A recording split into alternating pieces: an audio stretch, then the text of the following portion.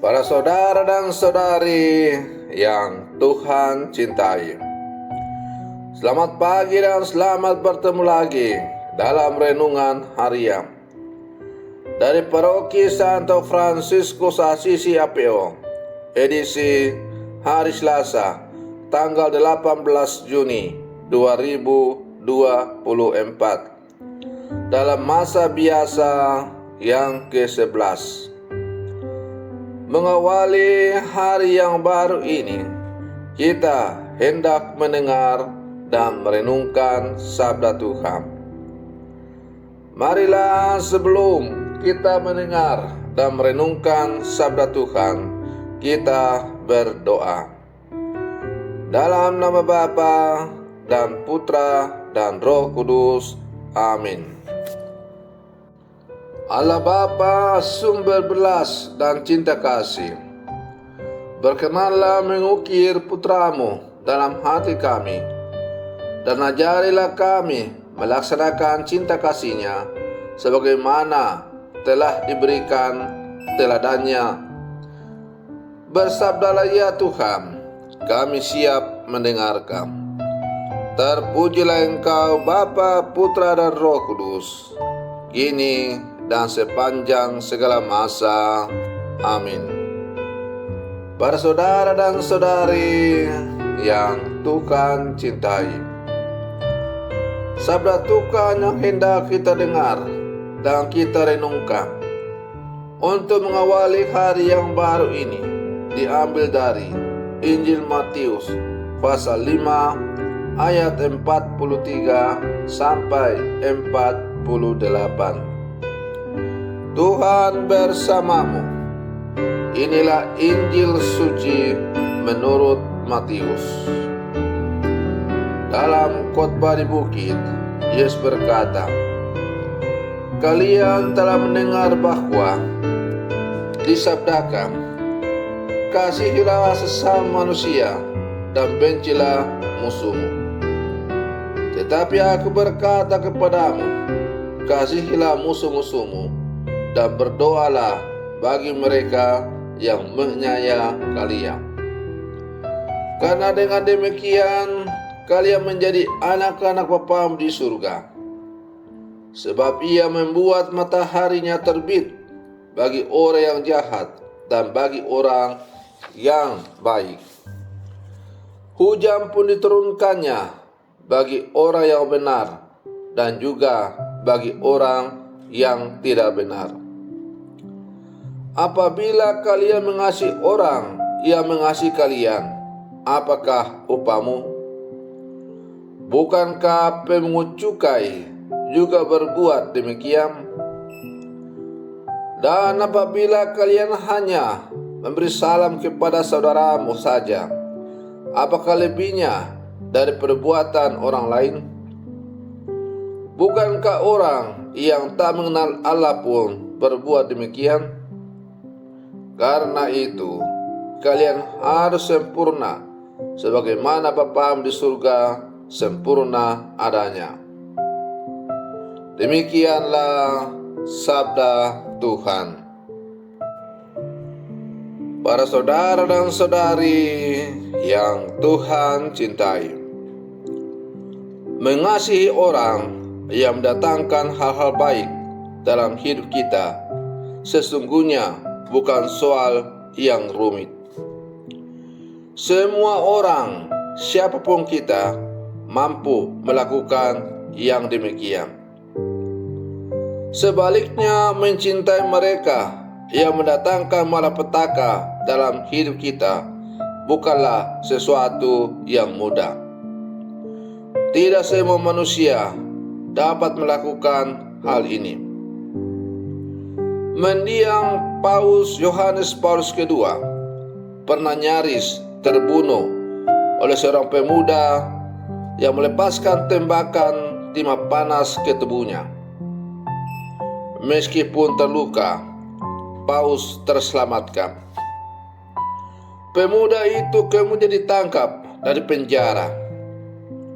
Siapapun pasti mengutuk tindakan sang pemuda, dan penjara adalah tempat yang tepat baginya. Beberapa waktu kemudian, Paulus kedua mendatangi penjara dan menemui pemuda tersebut. Ia memaafkan si pemuda.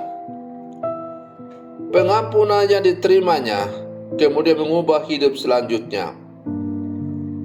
Dalam pengalaman Paulus kedua, kita menemukan kesejatian seorang murid Kristus. Kasihilah musuhmu dan berdoalah bagi mereka yang menganiaya kamu. Sebagaimana kita dengar melalui bacaan Injil pada hari ini.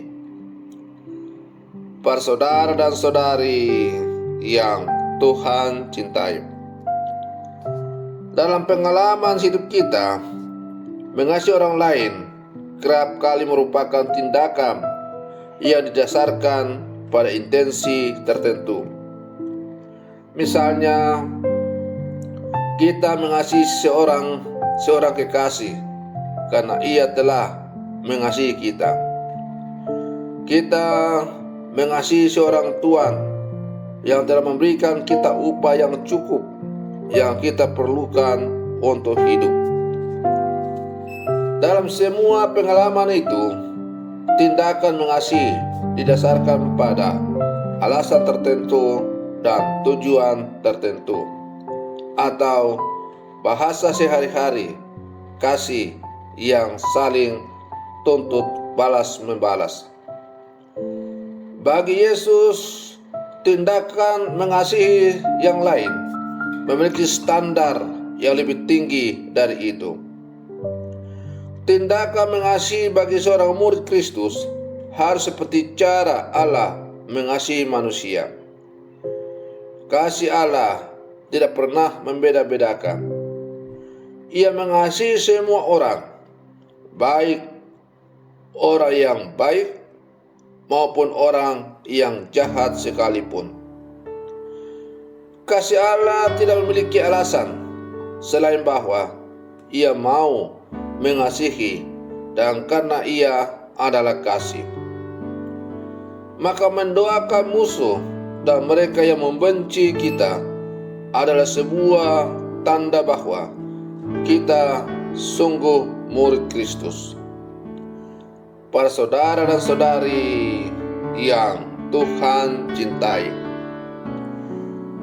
tindakan kasih atau pelaksanaan hukum kasih dalam seluruh kehidupan orang-orang yang percaya kepada Yesus Kristus adalah tindakan kasih yang tanpa menuntut balas atau tanpa pamrih. Dan setiap orang yang percaya kepada Yesus haruslah mempunyai tujuan hidup dalam pelaksanaan hukum kasih itu. Bahwa seorang murid Yesus sungguh melaksanakan perintah kasih yang diajarkan dan dihayati serta dihidupi oleh Kristus dalam seluruh kehidupannya, yang juga dilaksanakan oleh murid-murid Yesus yang sejati, sebagaimana contoh cerita yang tadi saya katakan dalam Al Perbendungan, yaitu contoh kasih yang diperlihatkan oleh Yohanes Paulus kedua kepada orang yang hampir merenggut nyawanya. Karena orang Kristen, orang yang percaya, memiliki tujuan hidup. Tujuan hidup itu adalah supaya sempurna, sama seperti Allah yang ada di surga adalah sempurna. Haruslah kamu sempurna, sama seperti Bapamu yang di surga adalah sempurna. Itulah tujuan seluruh kehidupan orang-orang percaya, yaitu mencapai kesempurnaan di dalam Allah, dan pada akhirnya menjadi sempurna seperti Allah, dan akhirnya juga menikmati hidup berbahagia bersama dengan Allah. para saudara dan saudari yang Tuhan cintai. Semoga perlindungan saya untuk mengawali hari yang baru ini semakin menghantar kita menjadi murid-murid Yesus yang sejati. Selamat pagi, Tuhan Yesus memberkati.